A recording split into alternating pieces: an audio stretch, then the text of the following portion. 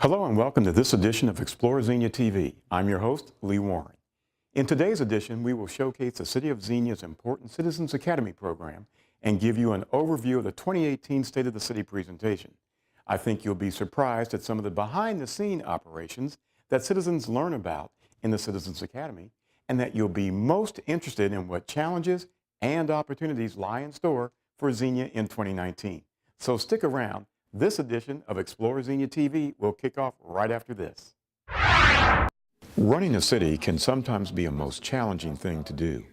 Whether it's overseeing an operational or capital acquisitions budget, working with hundreds of employees whose job it is to keep citizens safe, secure, and happy, keeping roads in good shape and free of debris and snow, collecting income tax, responding to the public, planning city events, attracting new business, removing trash, fixing water main breaks, providing police and fire protection, making unpopular decisions, or a myriad of other challenges.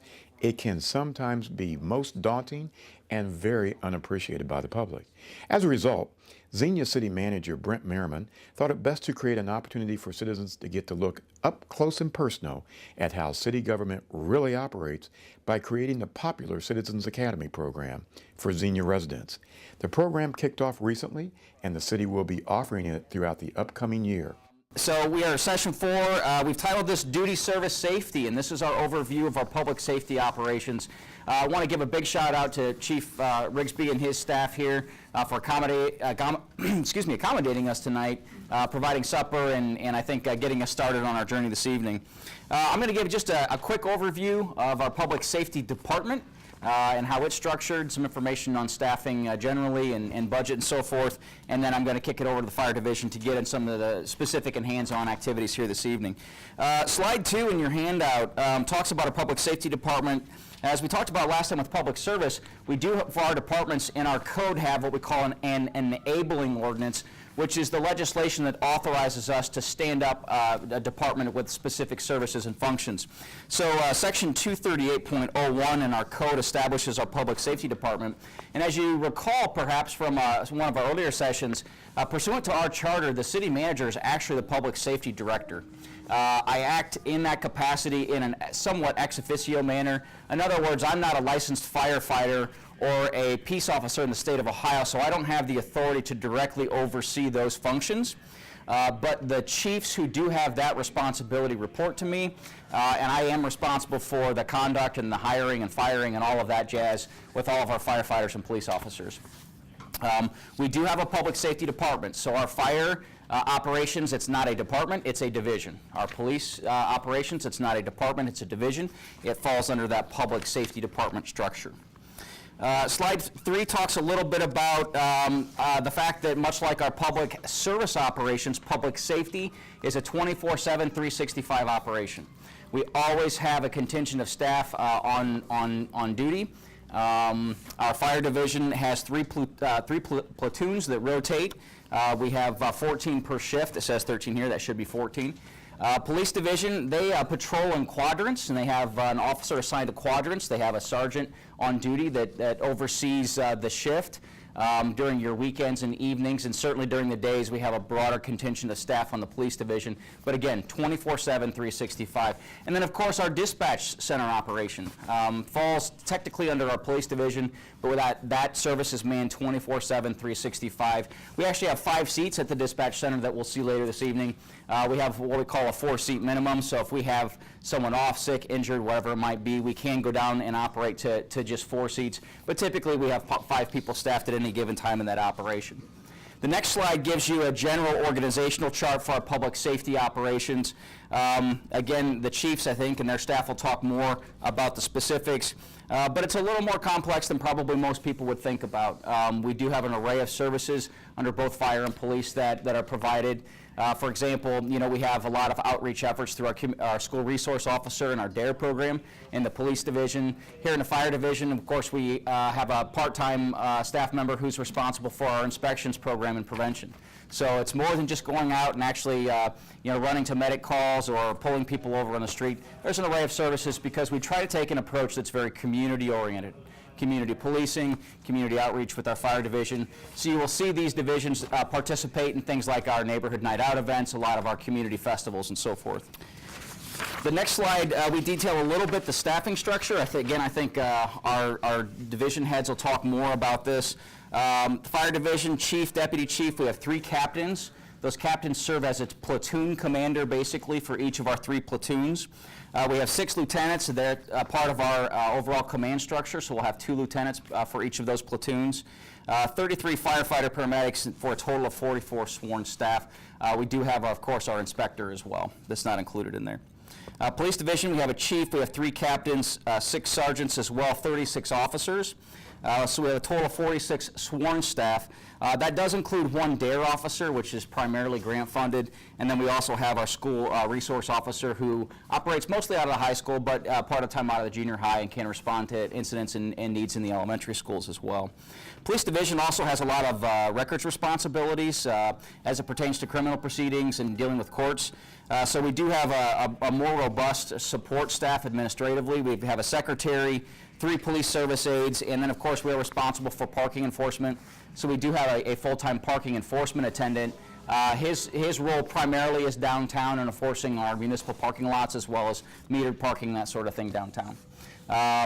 Folks look at that and they think, well, that's a lot of people. When you start to break down, though, those numbers and think about the fact that we're operating 24/7, 365, it's not a whole lot of people. Contrary to popular belief, take any evening, for example, here in November, and we've got 4 police officers on the street and 1 sergeant.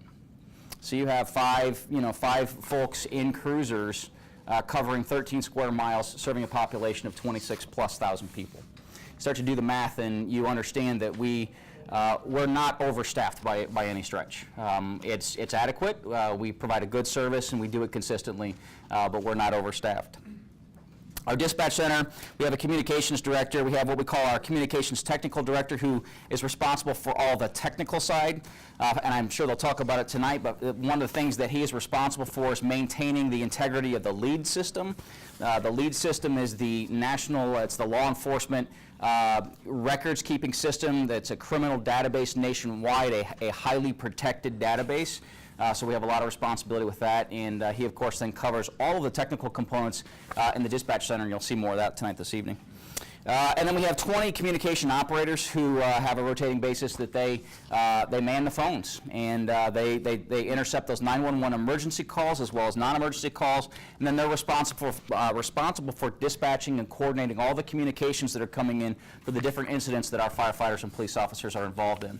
You'll learn also tonight that, and I think we mentioned this in an earlier session, our 911 center is a joint venture with Greene County. It's technically called Xenia Greene Central Communications, so we dispatch not only for the City of Xenia Police and Fire and Public Service, but we also cover operations for Xenia Township. We cover all of the, what we call Green Fire East fire departments that operate in eastern and southern Greene County. The Sheriff's Office, all their communications runs through our 911 center. State Patrol, right, they've got, no, not so much through their own center, but County Parks and Trails, there's a whole host of services we provide to partner agencies through that 911 center. And it's a real cost-effective way. It's much cheaper for us to work in partnership with those other entities and provide that service. Wanted to give you a little bit of context from a financial standpoint, building on our prior sessions. We talked in prior sessions that fire and police are our 2 most expensive services to operate. The obvious reason is because 24/7, 365, we have contingents of qualified, licensed, or certified public safety professionals providing service. Our fire division's estimated budget for 2019 is about $6.35 million. That's operating, all right? So that's all of your wages, your material costs, all of that. On the police side, it's about $6.55 million. Dispatch center, about $1.9 million. And again, that's all in our 270 police and fire fund. And if you remember from our earlier conversations, that's one of our key operating funds. Those services are covered primarily through income tax and those core revenues that come in to the city, and that's how we afford those services. We want to kind of highlight some of our equipment that we have to use. We know that's a hot topic. Is, why do things cost so much, right? So the city manager and Chief Rigsby kind of hit on this about what things kind of cost. And one of our expensive items is this cardiac monitor, which is called a LifePak 15. And you look at it and you say, well, how does this thing cost so much money? Why is this thousands of dollars? Well, what the abilities that this piece of equipment has is why it's so important to us. We can do anything from taking a simple blood pressure check to getting your heart rate to actually taking an EKG picture of your heart, very similar to what you would get in the doctor's office. We can do that right here. We can take a look at that and determine if you're having a heart attack or not in the back of the ambulance. We also have the ability that we can transmit that picture we took to the doctor at the hospital, and they can pull up a look at old ones that you have, and we can compare those and say, hey, this looks a little off to us. What's it look like compared to an old one? Our paramedics are trained to read and interpret those to determine if you're having a heart attack, but sometimes we get some that are a little iffy. We can send those off, and they'll come and say, yeah, they've had that for a while, or no, that's new, and they can help us guide that treatment that way. We can pace your heart rhythm with this, so if your heart's beating too slow, we can actually put a little bit of electricity shocks into you, and it will cause your heart to go faster. If your heart's beating too fast, we can deliver electricity to kind of restart it and slow that back down. It will come up, and you'll see different rhythms here, and we can determine what your heart rhythm is, and different heart rhythms will get different medications to help treat those. So this piece is important in this cardiac arrest scenario because this is going to tell us what rhythm you're in. And we've all probably seen medical shows on TVs where they rub the paddles together and they zap them, right? So we're not doing that anymore with these, but they do get defibrillated with these. We just don't get the cool aspect of rubbing the paddles together anymore. That went out a couple models ago. But there's only certain rhythms that happens in. So we'll put this on, determine what that is. First thing, we get a lot of questions on, hey, I called for an ambulance. Why is there a fire engine here? Right? So we staff our ambulances with 2 paramedics, and then the fire engine is going to have either 2 or 3 paramedics on it as well. And we send that for multiple reasons. A is you're going to see the amount of skills that are needed to be performed in this cardiac arrest scenario, as well as there's a multitude of things going on. We need to have someone talking with family to gather patient information. If the patient is unresponsive, they're obviously not able to provide information to us, so we will go to family members and ask them what their significant medical history is and let that kind of help us guide their treatment. Our goal is obviously to resuscitate them. So if we resuscitate them, then we need to transport them to the hospital. So now we need a way out of the house. So if you're upstairs, in a bedroom, in a bathroom, something like that, now we have to have a way to get you out. So that all those things take people. The City of Xenia Citizens Academy programs held throughout the year is an immersive, hands-on program geared towards allowing citizens to understand the operations of municipal government. Each week during the programs, diverse topics such as municipal government, local government, finance, budgeting, stewardship, public service and utilities, and police, fire, and emergency preparedness are presented by experts from the city staff. In order to enroll in the Citizens Academy, participants must be residents of the City of Xenia and must commit to all 4 sessions held throughout each Citizens Academy program. We do a lot of things. So if we have an incident that requires a SWAT team, we don't have to call anybody. We have our own. So we are part of the Greene County Regional SWAT team. I have 11 guys, including myself, from Xenia PD. They're not on the SWAT team. So, if we have someone barricaded in a house, we handle that ourselves along with the sheriff's office. We don't have to call the state. We don't have to call outside the county. Now, if we need help with it, we can, but we handle it ourselves. And some of the things that you see here are some of the equipment that we use. And I just want you to keep in mind that these are all extra duties for patrol officers, right? So in addition to handling their own patrol duties that they do every day, in addition to handling all the training they have to be going to for a patrol officer, every month they have to spend another 8 hours away from home doing training for SWAT. So it's a time commitment that a lot of guys don't want to do because it is, it takes away from their family.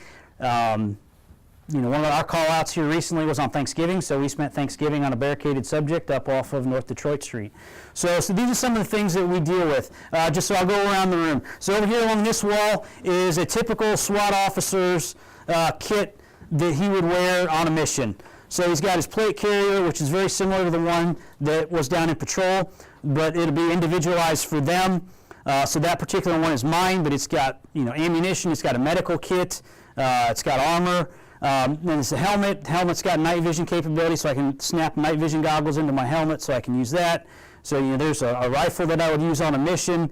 We have they're basically grenade launchers that we use to shoot tear gas. We can also shoot foam batons at people. So there again, it's kind of like the beanbag shotgun we talked about. Our goal is to take people into custody without causing severe injury. Well, with that grenade launcher, we can shoot them with this foam baton, and it hurts, but it's not going to cause serious injury or death. So it's there again, it's a less lethal means of taking somebody into custody. You know, we wear gas masks because sometimes we have to introduce gas into a house. And some of the other things that we have our own robot. So if we have a guy that's barricaded in a house, we can force open the front door and send our robot into the house to look for him, so it makes it safer for our SWAT guys. This is a pole camera. So with this pole camera, it extends and you can do all sorts of things. So if there's a guy on the second floor, I can extend that camera up and look through the window. And then we have old school technology. Buster here, this is how we ram open doors. Okay? So this is all things that our SWAT guys have to train on and be certified on. And some of the stuff's not cheap. So a new robot, if we have to replace that robot, we probably aren't going to find one for less than 30 grand. Okay? That one we actually bought from Fairborn PD when they got a new one, and we spent significantly less on it, and it's been a great robot, but it's getting older. Well, now we actually have our own drone unit. So this is kind of the future of police work, right, is drones. So we've had them in service for less than a year now, I think, right, Chief? So this is kind of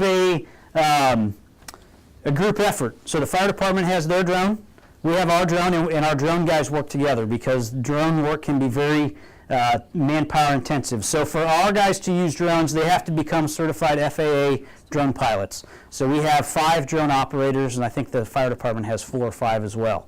So if we use the drone, we have to call them with us. Well, what do we use the drone for? Well, we've used our drone in the brief period of time that we've had it for. We've used it for fire department operations. You know, when we had the fireworks at the park over the 4th of July, they used their drone. They ran it up way high with infrared to make sure there were no hot spots that they needed to put out from, fireworks. Our drone guys went over to Beaver Creek to the green. Beaver Creek PD asked for our assistance because they had an autistic child that had walked away from his parents, so they helped. They were going to help use the drone to search for that autistic child. So we can do a lot of different things with that. Matter of fact, this past Saturday, we actually had a combined SWAT team training, and we used the drone to actually deliver a package to our bad guy, which I didn't know they could do until Saturday, but that was pretty cool. So there's a lot of different things that we can use the drone for when it comes to police work and fire work and public service work. But there again, it requires extra training. So we have 2 sergeants and 2 detectives and our DARE officer who are certified drone pilots. So that's upcoming technology that we're going to use more and more. Instead of calling OSP for their helicopter, now we might be able to call our drone unit and get them there faster. I think the Citizen Academy has been a great experience. I've learned so much about how the city operates, and I feel much more confident even in just knowing that the people who are running the city are doing it with integrity and doing it with really the best interests of the citizens in mind. Well, I joined Citizens Academy because I know that in the long run of my career that I would like to go into politics and government, and so I knew that joining something like this would help me in the long term with my career. Well, I decided when I seen that it was available that I wanted to find out where the money was coming from and where the money was going for the city. And I just can't believe how tight their budget is. It just wakes you up, you just say, wow, the money that's spent, and it's all spent wisely, and, there's a lot of things that I hope that other people, when they offer the Citizens Academy again, will sign up and go. To learn more about the Citizens Academy, check out ExploreXeniaTV for all the details. Afterwards, you'll be able to share most any real facts, not fictional, about how the city of Xenia really operates. At the end of each year, the city manager is required by the Ohio Revised Code to give a State of the City update. The presentation is not a council meeting, but rather an opportunity for the city manager to discuss challenges and opportunities facing the city. 2018 was a great year in Xenia, but as always, we strive to be an even better community than we already are. While the city manager's entire address can be found on the city's website, ExploreXenia.com, we caught up with this year's overview and wanted to share a few moments from the presentation with you on your TV source for Xenia information, ExploreXeniaTV. Let's check it out. The condition of streets, all of the infrastructure that is associated with streets. We didn't bore them to death, came close with a couple of them, but they stuck it out. And ultimately, the group made recommendations on how to address the street needs. The panel recommended City Council give voters the option to look at a temporary tax increase. And so the council moved forward with a ballot measure that, of course, was on earlier this month. As we all know, that ballot measure was unsuccessful, but we've learned some valuable lessons from that experience. Moving forward, we'll continue to do the best we can with the funding we have available. We'll continue to try to funnel as much in the way of resources toward this need in our community as we possibly can. But at the end of the day, we have to work within the means that we have available to us. We'll look at whatever creative mechanisms we can to leverage new opportunities through grant resources, through funneling operating dollars where it's appropriate and where we can afford to do that. But this is a problem moving forward that we'll have to continue to focus a lot of energy on. Despite the lack of additional funding, in 2018, we were, I think, successful in making a meaningful difference in infrastructure as it relates to streets and the improvements that we made. We were fortunate to have council allow us to focus resources this year on replacing drive lanes on a lot of the key thoroughfares in our community. So we saw roads like Colorado Drive, Dayton Avenue, West 2nd Street, West Church Street that saw some significant improvements, not complete improvements, but functional, meaningful improvements that folks are enjoying on a daily basis. We also repaved the entire width of North Galloway Street and Union Road, but of course, this is just scratching the surface. The need is substantial in our community, and so we'll continue to pursue options. We also had a significant project that affected not only the functionality, but the aesthetics of our downtown. Our downtown safety project was undertaken this year and was completed.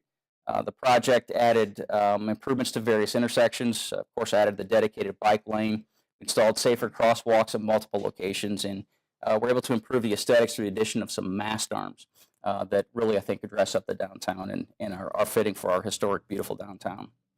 Now, we have some tweaks to do with this project, and I'll be the first to say we've got some lights that we've got to sort of tweak the red lights or the turn lights. We'll work through those issues, but we're confident that this project will enhance safety. It will improve accessibility for pedestrians, for bicyclists, and that this will be a relevant addition to our downtown for many years to come.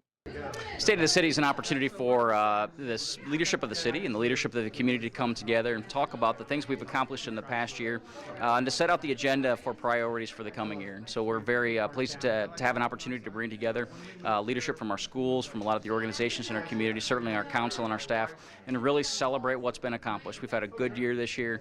It's been a long year with a lot of projects, but we're very proud of what we've accomplished. And again, the plate is very full next year, and that's a good thing because it means that some positive things are happening in Xenia. State of the City address was very interesting this evening. I liked it. And part of the reason why I liked it was it felt authentic.